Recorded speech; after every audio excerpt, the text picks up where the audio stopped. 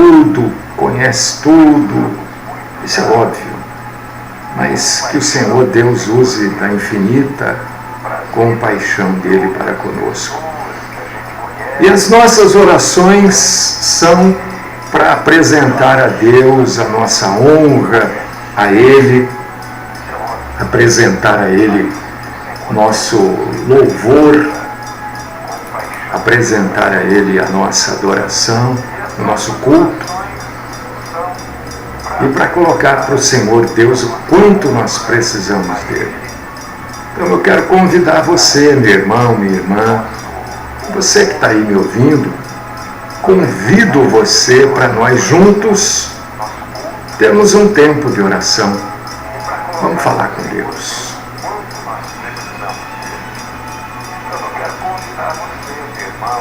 Deus Todo-Poderoso, Pai querido, Deus amado, eterno, fiel, justo, verdadeiro, Senhor da glória, nós nos colocamos na Tua presença, Senhor, mais uma vez, exaltando, glorificando, engrandecendo o Senhor, adorando o Senhor, prestando um culto ao Senhor e buscando, Senhor, de toda a Tua compaixão e de toda a Tua misericórdia para nós e para as pessoas, para os Teus filhos, para a Tua igreja, parte dela reunida neste momento, reunida em espírito e em verdade para cultuar o Senhor. Pedimos, ó Deus Todo-Poderoso e Eterno, fala conosco, Senhor. Nós queremos e precisamos ouvir a Tua voz. Queremos e precisamos crescer um pouco mais na graça e no conhecimento do Senhor. Por isso, a minha súplica, fala conosco. É desta forma, Senhor, que eu oro, no nome do Cristo Jesus, o nosso Salvador. Amém.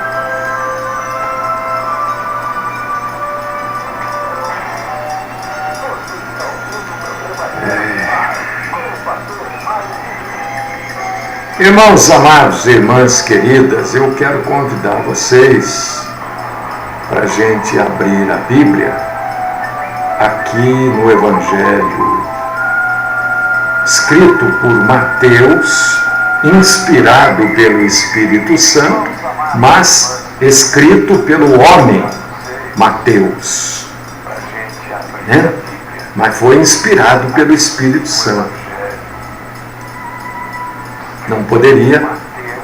É claro que se Deus quisesse, isso aconteceria, né? Mas Deus deu ao homem esta capacidade de falar. O homem passou a se comunicar também através da fala, dos sinais e também através da escrita. O homem inventou a escrita pela graça e compaixão de Deus para que o homem pudesse se comunicar, tá? Então é claro que a Bíblia foi escrita por homens. Então eu quero convidar você para você abrir aí no Evangelho de Mateus, capítulo 18, versículos 21 e 22. Vamos falar de um assunto hoje dificílimo. Além de dificílimo, complicadíssimo. Se você puder abrir Mateus 18, 21 e 22. Enquanto você abre aí, deixa eu falar para você uma coisa. A gente realiza esta obra aqui já há 18 anos, né? Que eu faço programação em rádio pregando o Evangelho. E há 18 anos com pouquíssimos recursos, né? E eu preciso da sua ajuda, eu necessito do seu apoio para manter essa obra aqui, do seu apoio, da sua ajuda financeira, para manter esta obra e, quem sabe, expandir. Em algumas épocas nós chegamos a ter programação em 3 emissoras. Depois ficamos com 2 e depois com 1. Né? Quem sabe expandir essa obra. Então eu preciso da sua ajuda financeira. Nos ajude, meu irmão, minha irmã, a alcançar pessoas, a alcançar mais pessoas com a palavra de Deus. Coisa rara de ser encontrada hoje é a palavra de Deus, né? E aqui a gente prima pela palavra. Então nos ajude a alcançarmos mais pessoas. Mas eu preciso da sua ajuda financeira para isso. Se você puder me ajudar, eu antecipadamente já lhe agradeço. Tá bom? Vamos abrir a Bíblia então, Mateus capítulo 18, versículos 21 e 22. Isso aqui Jesus conversou com Pedro sobre este assunto e ele deu uma orientação pesada para Pedro. Imagina o que Pedro pensou quando ouviu isso de Jesus. Mas depois Jesus não ficou nisso que ele falou para Pedro. Ele vem e nos traz uma parábola que mostra exatamente como funcionam as coisas no mundo espiritual. Né? Esta parábola que ele traz não só para Pedro, mas para os outros também, e para a igreja, vai a partir do versículo 23 até o 34, que mostra para a gente como é que funcionam as coisas no mundo espiritual. Eu vou ler aqui o que ele fala para Pedro, Mateus 18, do 21 e 22. Então Pedro, aproximando-se, lhe perguntou: Senhor, até quantas vezes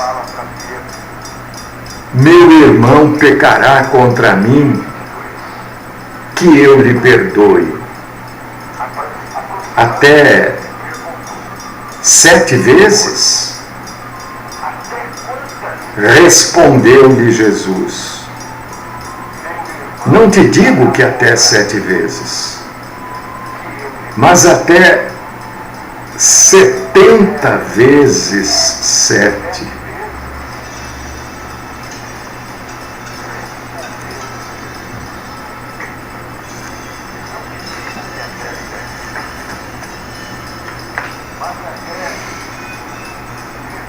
Nós vamos falar de perdão. Sabe por que nós vamos falar de perdão? Porque este assunto é muito difícil, este assunto é muito complicado. E a Bíblia Sagrada tem bastante para dizer para a gente sobre perdão e também sobre a falta de perdão. Eu acho que o ensinamento mais conhecido deste assunto, perdão, é exatamente esse que está aqui, Mateus 18, do 23 ao 34. Né? Jesus, numa parábola, ele fala, Mateus, na verdade você lê Mateus 18, do 21 ao 35, para você entender bem esta parábola. Mas eu vou explicar rapidamente o que é esta parábola.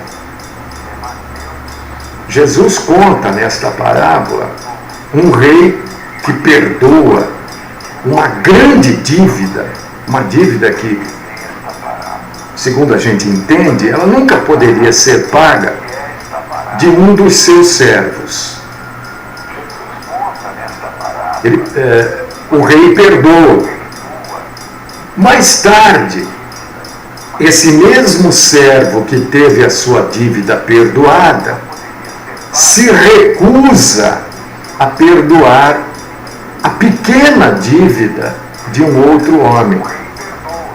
Aí o rei fica sabendo disso e rescinde o perdão, volta atrás do perdão. Jesus conclui nesta parábola dizendo aquilo que está escrito Mateus 18, 35. Assim também meu Pai Celeste vos fará, se do íntimo não perdoardes cada um a seu irmão. Existem outras passagens que nos dizem que nós seremos perdoados do jeito que a gente perdoa. Mateus capítulo 6, versículo 14, capítulo 7, versículo 2, Lucas capítulo 6, versículo 37. Só exemplo. Tem gente que acha, e tem gente que ensina assim, que Deus perdoa a cada um de nós baseado nas nossas obras. Tem gente que acha que Deus nos perdoa porque a gente é bonzinho, porque a gente faz boas obras. Tem gente que acha que Deus nos perdoa porque a gente é caridoso.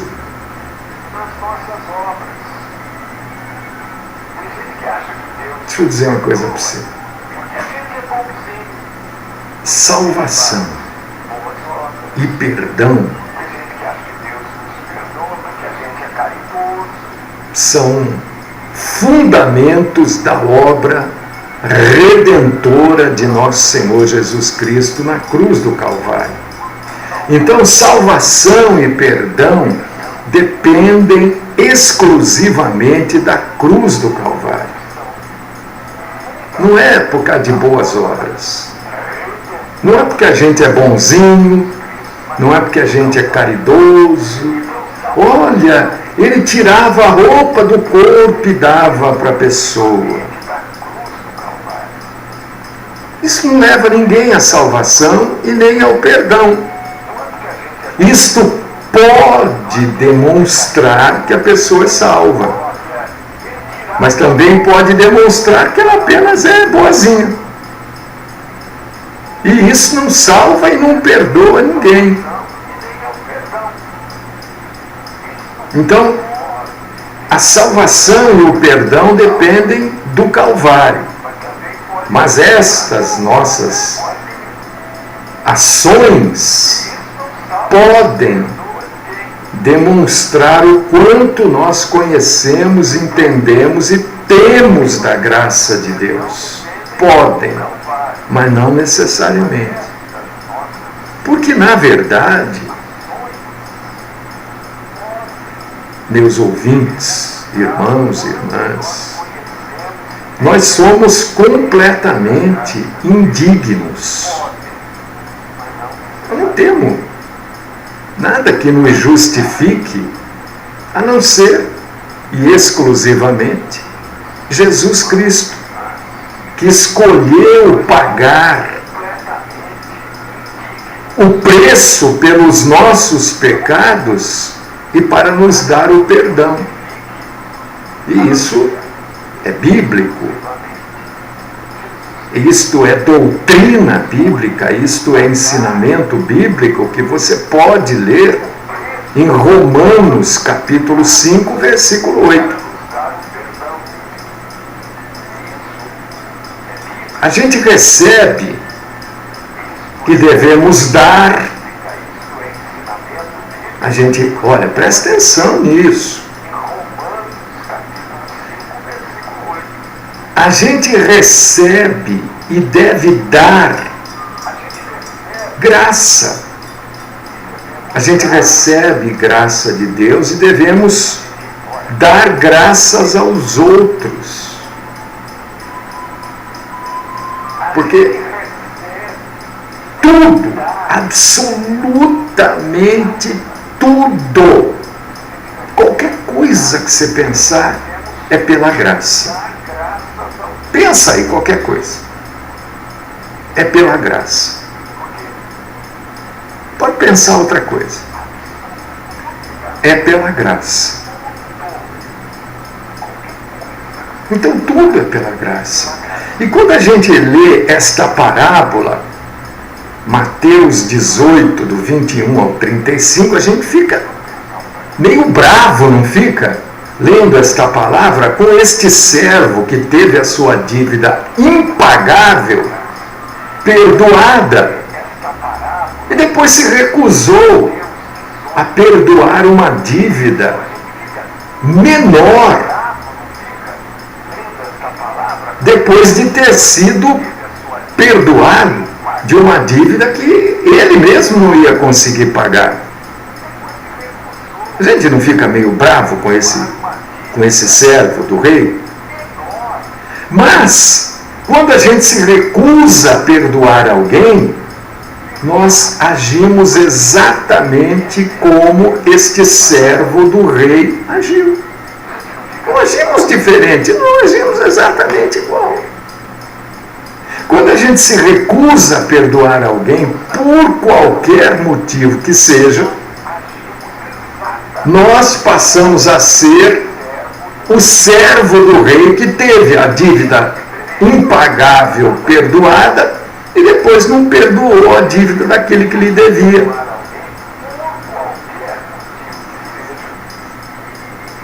Porque a nossa dívida em pecado, em maledicências, é impagável aos olhos de Deus. Ele perdoa em Cristo Jesus. Agora, isso que as pessoas nos fazem, por pior que pode parecer para nós, é bem menor do que aquilo que nós fazemos para Deus. E Deus nos perdoou. Por causa disso que Ele retira o perdão daquele servo perdoado quando o servo deixa de perdoar.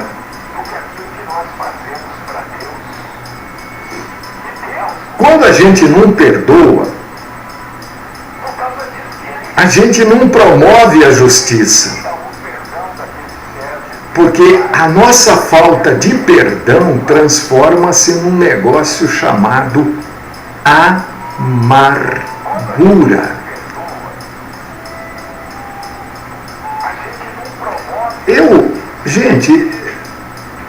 Eu converso com muita gente, seja pessoalmente, é por telefone, é pelo WhatsApp, enfim.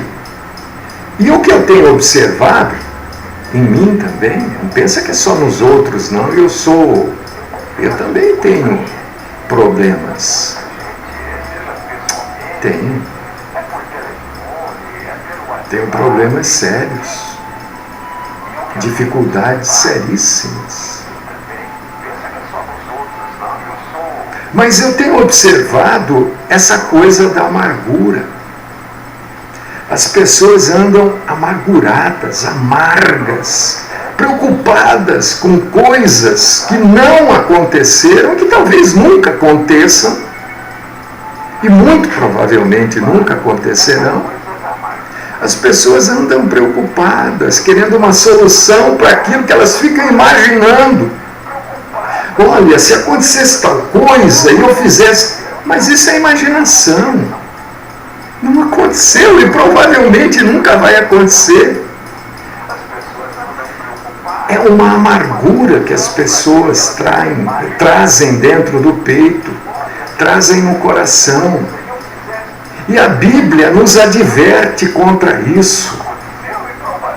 Amargura, né? É ressentimento, é raiva, é ódio, é diferença, é qualquer sentimento que a gente possa colocar aqui que nos afaste das pessoas ou que nos impeça de perdoá-las. Porque na hora do perdão a gente sempre vai achar uma desculpa que aumenta a culpa da pessoa e nos justifica para não perdoarmos. Ah, mas aquela pessoa fez isso. A gente sempre aumenta lá e diminui aqui. E o que a Bíblia fala sobre isso? Hebreus, capítulo 12, versículos 14 e 15. Olha o que está escrito aqui.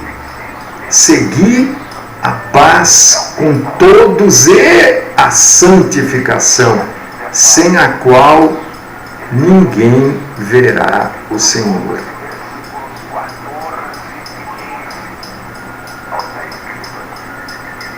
Atentando diligentemente, porque ninguém seja faltoso, separando-se da graça de Deus, nem haja alguma raiz de amargura que brotando vos perturbe e por meio dela muitos sejam contaminados. A amargura contamina. Não tem aí que contamina a febre amarela, a dengue, a zika, né? Tem a amargura também. E qual que é a vacina? Qual que é o remédio contra a amargura? O perdão. Perdoar não é fácil, não. Não vamos ser bobinho, não vamos ser infantil. Perdoar não é fácil. Perdoar é difícil. Perdoar não é... A pessoa faz às vezes coisas pra gente que nos machucam, nos humilham, nos entristecem e a gente não esquece. Cada vez que a gente se lembra, cada vez que alguém fala daquela pessoa, ou a gente vê aquela pessoa, ou fica sabendo de alguma coisa daquela pessoa, aquele sentimento volta e se aflora, é a amargura, é a falta de perdão.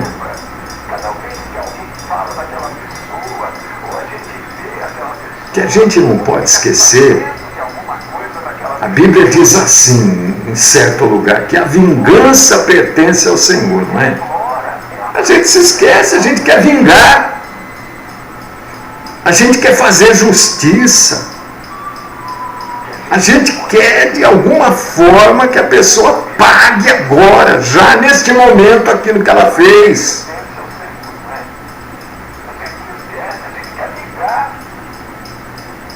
Mas o que a gente não pode se esquecer é que aqueles que pecaram contra nós e a quem a gente não quer perdoar, prestarão contas a Deus. Mas a gente quer que eles prestem contas a gente, não a Deus. É agora. Mas eles vão prestar contas a Deus. Romanos capítulo 12, versículo 19 e Hebreus capítulo 10, versículo 30. O que a gente precisa entender é que muita gente não sabe o que é perdoar. A verdade também passa por aí, né? Muita gente acha que perdoar é diminuir o erro da pessoa. Tem gente que acha que perdoar é ir lá e voltar a falar com a pessoa. Tem gente que pensa isso. Não, olha, o que ele fez não foi tão sério. Não, mas não foi. Olha que ele estava precisando, é que ele não sei o que, ele estava nervoso. Diminui o erro.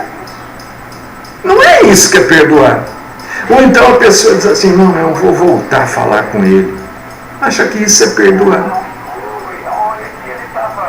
Quando a gente escolhe perdoar alguém, a gente pega aquela dívida que a pessoa tem para com a gente e a gente acaba com a dívida. A gente abre mão. Presta atenção nesta frase. A gente abre mão do direito de buscar vingança pessoal.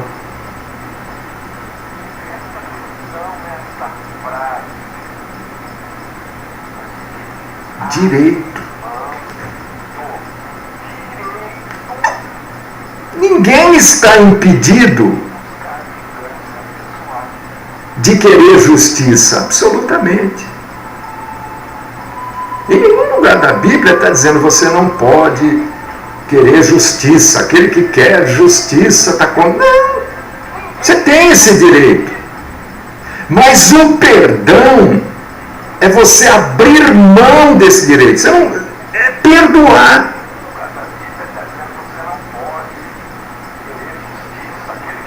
E agora? Eu não sei se você já tinha ouvido isso. Você tem direito à legítima defesa? Tem, claro. Óbvio que tem. O perdão é você abrir mão desse direito. Só para você entender. Isto é perdão. Por causa disso que é difícil.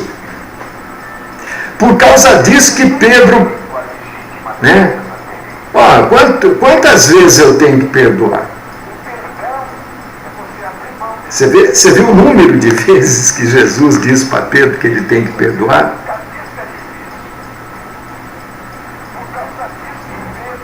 70 vezes 7. 7 vezes 7, 49. 70 dá 500 vezes. Não é um número, mas é um número muito alto. Jesus está dizendo todas as vezes você tem que... Porque ele falou 7? Não 7 não. 70 vezes 7. Quem está dizendo que você não pode se defender? Não, pode, cara. Eu recebi uma pergunta de um irmão ontem a respeito de legítima defesa. Né? Primeiro a gente precisa entender o que é legítima defesa, que as pessoas acham que legítima defesa... Gente, legítima defesa é legítima defesa. E eu fiz algumas perguntas, porque ele fez uma coisa hipotética, e eu hipoteticamente fiz as perguntas. Né? Para você exercer a legítima... Para aquilo ser legítima defesa, existem algumas regras que indicam a legítima na própria Bíblia. Ele não me respondeu as perguntas que eu fiz. Então eu sugiro que perdoe. Perdão. Mas o sujeito me roubou. Você tem direito? Tem, claro. Mas a Bíblia diz, abre mão do direito e perdoa, é melhor. Principalmente, meu irmão, minha irmã, principalmente quando você não tem ideia do que é legítima defesa. A maioria das pessoas não sabe.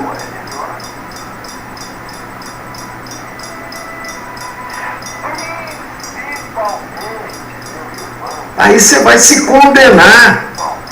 Aí aquilo deixa de ser legítima defesa. Passa a ser assassinato. Passa a ser agressão.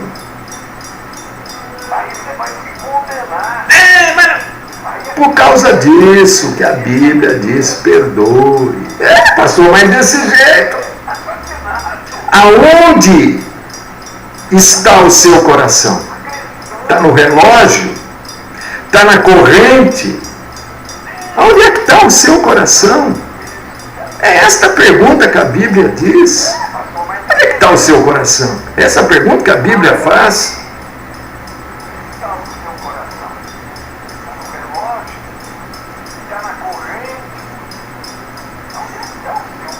A gente quer sempre que o outro pague pelo seu erro.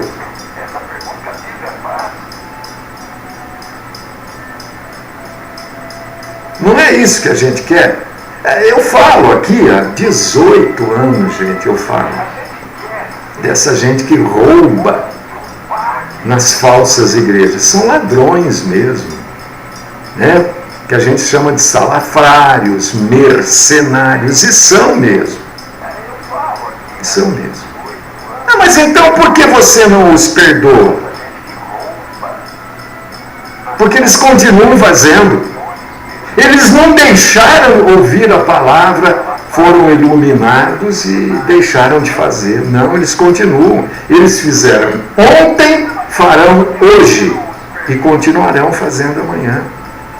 Mas eu também não vou lá me vingar deles. Eles vão responder para Deus. E eles não estão pecando contra mim. Eles estão pecando contra Deus. Então, eu não estou buscando vingança pessoal.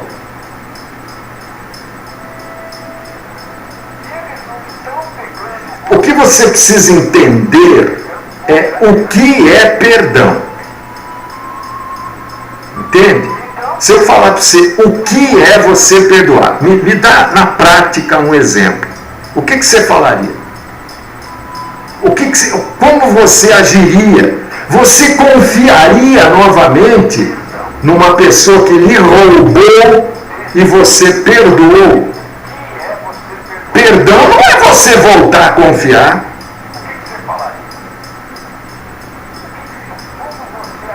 Perdão é, você roubou, acabou, tudo bem, deixa pra lá.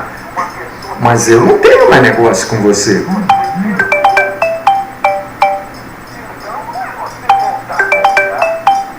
Não preciso ter negócio com você.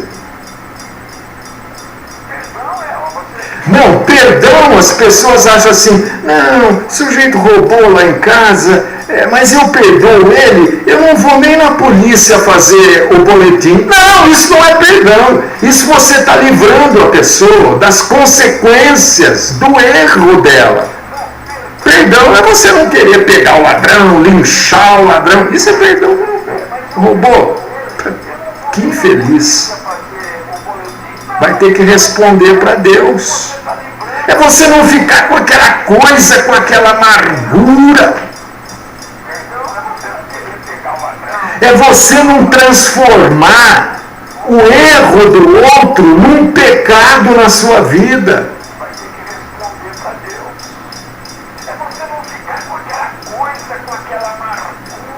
Pessoas que acham que o perdão é... Não, o sujeito lá, ele pegou meu carro, levou embora, vendeu meu carro que nem era dele, mas eu perdoo, não, eu trago ele para almoçar em casa. Você é louco. A Bíblia não está dizendo para você fazer isso. Está dizendo para você não ter ódio, né? Você perdoou. Então o que ele fez? Tá, esquece o que ele fez. Mas você não precisa trazer o sujeito para dentro da sua casa, correndo o risco dele fazer algo pior. Isso não é perdão, isso é falta de discernimento. Aliás, discernimento é um assunto que nós vamos tratar essa semana. Discernimento é o que falta muito para nós cristãos. Discernirmos, entendermos, compreender. As pessoas não entendem, não compreendem. Perdoar é você não trazer para você um pecado maior do que aquele que foi cometido contra você. Porque Deus não abriu mão de que o salário do pecado é a morte. Romanos 6:23. O salário do pecado é a morte.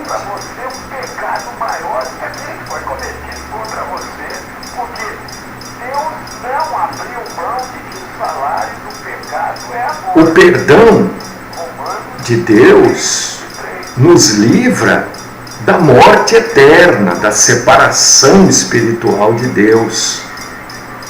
Mas nem sempre, de uma maneira geral, não é assim, vai livrar a pessoa das consequências do pecado. Por causa disso que algumas... Eu preciso falar disso. Senão as pessoas ficam com isso na cabeça. Né? A gente ouve muito esses testemunhos enganosos, mentirosos. O sujeito roubou, foi preso, aí a mãe dele vai lá, ou ele traficou, ou ele matou e foi preso. Aí a mãe vai lá na igreja e a mãe faz uma campanha e o sujeito é solto. Mas Deus não libera ninguém da consequência. Ele perdoa o pecado, se houver um arrependimento. Em Cristo ele perdoa, mas a pessoa não está livre da consequência do pecado. Então dizer que eu fui lá, fiz campanha, o pastor orou e o meu filho saiu da cadeia, misericórdia, saiu da cadeia por fraqueza das nossas leis, não por causa de Deus. Porque na maioria dos casos sai da cadeia e vai fazer pior ainda. Então, você perdoar o sujeito não quer dizer que você não queira que ele vá preso. Quer dizer que você não tem raiva, não tem ódio, né? Quer dizer que você não colocou um pecado maior no seu coração, na sua vida, do que aquele que ele praticou contra você. Então, a questão da legítima defesa, como o irmão levantou, precisa ser muito bem trabalhado, estudado. A Bíblia fala de legítima defesa. Na medida da legítima defesa. O sujeito veio te assaltar, só um exemplo. Só um exemplo. Você estava armado, você deu 6 tiros no ladrão que estava te assaltando. Isso não é legítima defesa. Mas júri nenhum vai dizer que isso é legítima defesa. 6 tiros.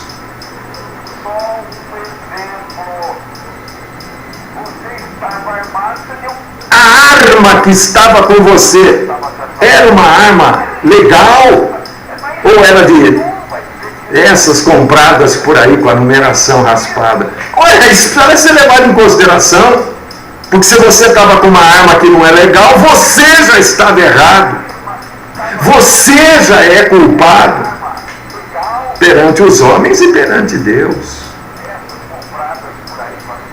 Você tinha porte de arma, então você não poderia estar armado. Você está entendendo a tal da legítima? Isso foi na rua ou foi na sua casa? Foi na rua, você tinha que ter porte de arma. Foi dentro da sua casa, você tinha que ter porte de arma também.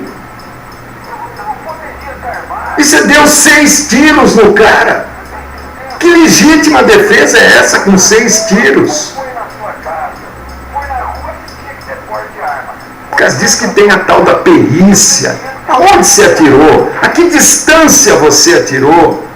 Tem tudo isso na legítima defesa. As pessoas não sabem, as pessoas acham que legítima defesa é... Ou então você foi lá e você é uma pessoa especialista em defesa pessoal, você quebrou braço, pescoço, perna do ladrão, mas isso não é legítima defesa. Você criou um problema maior para você, um pecado maior do que ele que estava cometendo contra você. Você estava sem pecado, aí o sujeito veio te roubar, você pecou. Que legítima defesa é essa?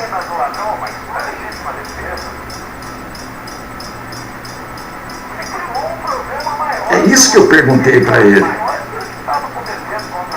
Então, o que a Bíblia diz? Olha, é preferível É preferível você abrir mão desse direito. É isto que é perdoar. Eu abro mão desse direito. Não quer dizer que eu não vou lá, não vá fazer o boletim de ocorrência. Se prenderem, eu vou lá e vou dizer, não, foi ele mesmo. Ou não foi. Entendeu o que eu estou dizendo para você? Perdoar não quer dizer que você não vai fazer o boletim, não queira que o sujeito seja preso, mas você não está com aquele ódio, aquela raiva, aquela coisa que faz mais mal para você do que para ele. Perdoar não é a gente agir como se nada tivessem feito com a gente. Não, isso não é perdoar, isso não existe, ninguém consegue. Perdoar significa que você vai abrir mão do seu direito, assim como Deus abriu mão do direito de nos condenar também. Isso que é perdoar. Mas não quer dizer que você vai pegar, como a gente vê aí, as pessoas, pegou o ladrão, trouxe para dentro de casa, não. Falta entendimento, discernimento. O que a gente não tem é o direito de propositadamente penalizar a outra pessoa pelo seu erro. Por exemplo, a mulher traiu o marido. Aí o marido vai lá, dá uma coça de pau na mulher, arrebenta a mulher. Está errado.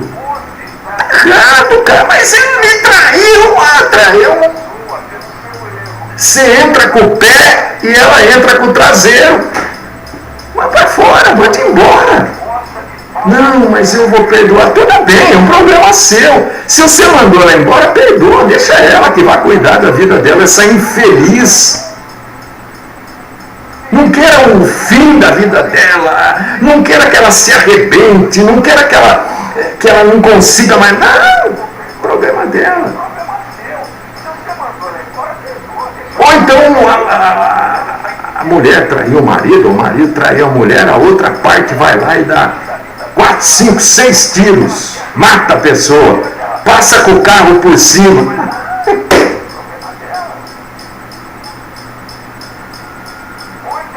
Trair é errado? Claro que é, mas o perdão diz que eu tenho que abrir mão desse direito. Você traiu? Problema seu, não quero mais saber. Vá cuidar da sua vida. Ai, pastor, mas eu perdoo. Problema seu também. Eu não perdoaria, sinceramente dizendo. Não ia querer que a pessoa morresse, ficasse na sarjeta. Não, mas relação comigo acabou. Está perdoada, acabou, mas acabou, vai cuidar da sua vida, eu vou cuidar da minha. Eu vou querer uma carta de divórcio. Mas não vou ficar com aquele ódio, aquela mágoa, aquele rancor, porque aí eu estou criando um problema maior ainda para mim. Perdão é isso, é você abrir mão do seu direito. A Bíblia fala isso. Efésios capítulo 4, versículo 32. Antes, sede uns para com os outros benignos, compassivos, perdoando-vos uns aos outros, como também Deus em Cristo vos perdoou. Mas não quer dizer, entenda isso. Eu não sei se eu estou me fazendo entender, que é um assunto complicado. Não quer dizer que a minha mulher me traiu e eu ainda vou ficar junto com ela. Isso não é perdão. Porque tem gente que continua junto, mas não confia mais, fica sofrendo quando a pessoa leva 10 minutos atrasa, fica sofrendo. É pior. vai cuidar da sua vida, eu vou cuidar da minha. Não tenho mágoa, não tenho rancor, o problema é seu, não é meu. Eu não quero trazer para mim um problema seu, foi você que traiu, não fui eu. O problema é seu com Deus. Agora eu vou trazer esse problema para mim. Isso é falta de discernimento. Quem foi que te roubou? Não foi o ladrão? Agora você vai trazer um outro problema para a sua vida. Você vai pegar o ladrão, vai matar o ladrão. Você está trazendo um outro problema para a sua vida. Como é que você vai ser depois de ter matado alguém?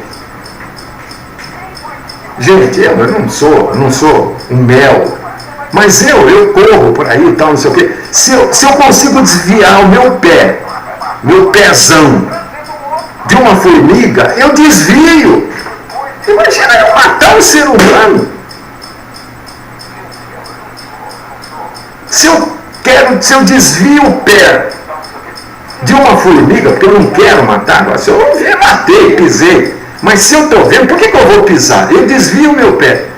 Numa formiga, imagina um ser humano.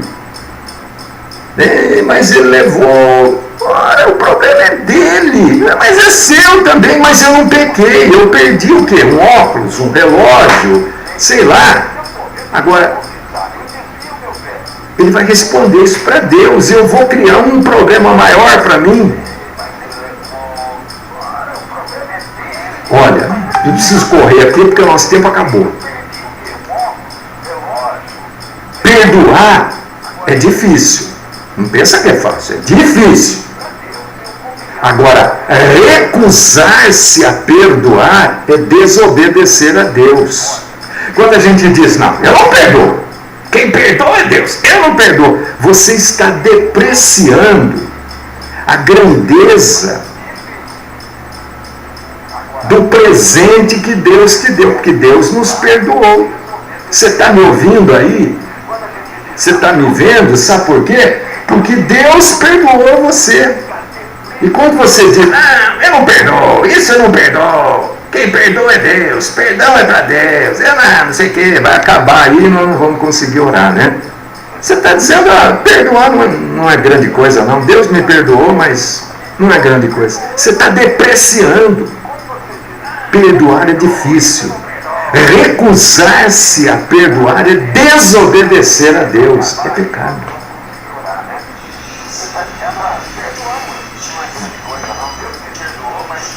Querido Deus, amado Pai, poderoso Senhor, ajuda-nos, Senhor, a entendermos este assunto do perdão. Tem muita gente que acha que perdoar é ficar de braço dado com aquele que nos fez mal. Não, perdoar é não trazer para a gente um pecado que nós não tínhamos. Né? E querer fazer a justiça agora, nesse momento. Deixa, essa pessoa vai responder para o Senhor. E talvez até para a lei dos homens também. Perdoar é difícil, mas recusar-se a perdoar é desobedecer ao Senhor. Esta é minha oração no nome do Cristo Jesus.